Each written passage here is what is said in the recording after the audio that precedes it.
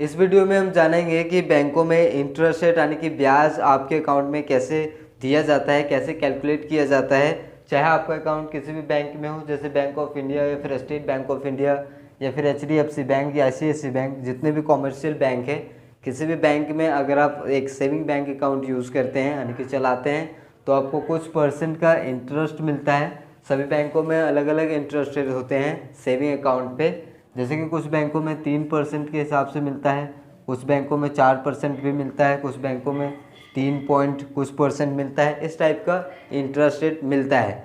तो वो interest rate कैसे आपके अकाउंट में क्रेडिट किया जाता है, किस तरीके से कैलकुलेट होता है, वो आज के इस वीडियो में डिटेल में आपको दिखाने वाला हूँ।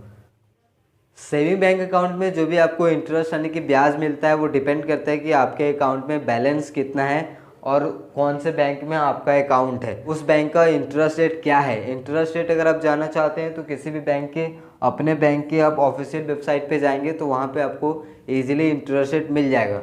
वहाँ पे कुछ लिमिटेड होता है, अगर आप उससे ज़्यादा पैसा रखते हैं तो आपको कुछ ज़्यादा इंटरेस्ट रेट मिलेगा, अगर आप कम पैसे रखते हैं तो आपको थोड़े से कम इंटरेस्ट रेट यानी कि ब्याज मिलेगा। तो जो भी ब्याज मिलता है वो 3 बेसिस पे मिलता है।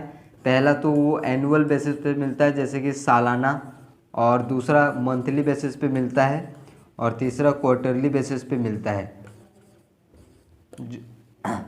जो हम नॉर्मल बैंक अकाउंट यूज़ करते हैं सेविंग बैंक अकाउंट, उसमें हमें एनुअल बेसिस पे मिलता है। जैसे कि अगर आप अपने बैंक अकाउंट में 30,000 रुपये रखते हैं, अगर आप 1 साल तक रखते हैं और आपके बैंक में अगर 3% के हिसाब से इंटरेस्ट रेट यानी ब्याज दिया जाता है, तो 30,000 का अगर आप ब्याज अगर 3% के हिसाब से मिलता है तो यहाँ पे 300 यानी कि 900 रुपये हो जाता है।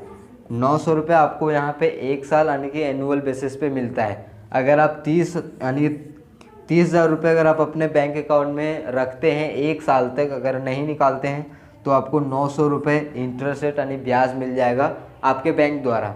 लेकिन जो भी यहाँ पे इंटरेस्ट रेट ब्याज मिलता है वो हमें क्वार्टरली बेसिस पे हमारे बैंक अकाउंट में क्रेडिट कर दिए जाते हैं। जैसे कि अगर आप 1 साल पूरा रखेंगे तो आपको यहाँ पे 900 रुपये मिलेगा, लेकिन हमारे बैंक में जो इंटरेस्ट रेट ब्याज आता है वो 3-3 मंथ में आते रहता है।